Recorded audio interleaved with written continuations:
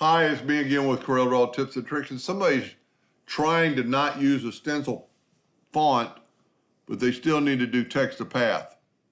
Well, once you've done this to a font, so he only wants to do the letters that he needs to do. And so yes and no, there's really no quicker way, and no, you cannot text to path as something after you've changed it to be able to cut anything with a virtual segment delete key or cut it out. It's gonna, I don't know of a way you can do it without doing it. And whatever you do to it, it's gonna make it not a text. So we're gonna hit the plus key on the keyboard.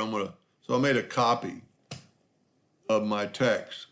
Then this is how I would do it if I had to do a lot of them. I'm gonna take a rectangle and I'm just gonna really quick hit the plus key on the keyboard, and I'm gonna make a bunch of copy. I'm only gonna do one side of the O, and I'm gonna do and I'm not taking my time to put it in the exact spot. Easiest way I found to do this is just smart fill what's left, and then it's gonna give you that stencil font. You don't have to, do any deleting or anything. We really only need the letters we're gonna stencil. So here's our original. We're going to go to text to path, and put it where that red mark is in the center. Then we're going to take our E and we're going to hit P and put it in the center of the page. I'm going to left click, right click. And because the text path is on a circle, I would start moving and hold down the control button and get it to that line. Now, text to path sometimes puts a little bit below the line, and there's really a good example of it right there. So we can take our nudge factor and change it like to 0.001, take our E and just nudge it down about as far as that O is, and then double click on it and get your rotation in the center of the page. And because we're doing text to path on a circle, it's going to fit right there.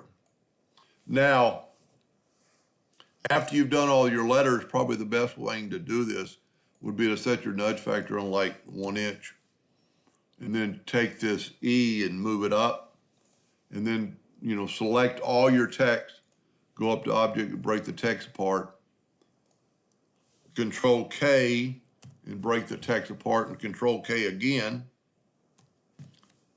and then take that E and just delete it, and take that E and drop it down. If you did that for all your letters, I think it would be pretty quick. Of course, you'd want to change it red and make it look like the other letters, and then take away your circle, and you'd have text to path with just a few letters. But you did a really good, and I'm not going to show your logo because it's pretty involved, but you did a really good job on your A's. Your O's are a little bit not quite as nice as these are, but it all depends on the thickness of wood. I think you mentioned a 1/4 inch wood, and there's the logo right there, but I'm going to spare showing it all. But that's how I do it, make it a little bit quicker. Hope that helped. Thank you for watching.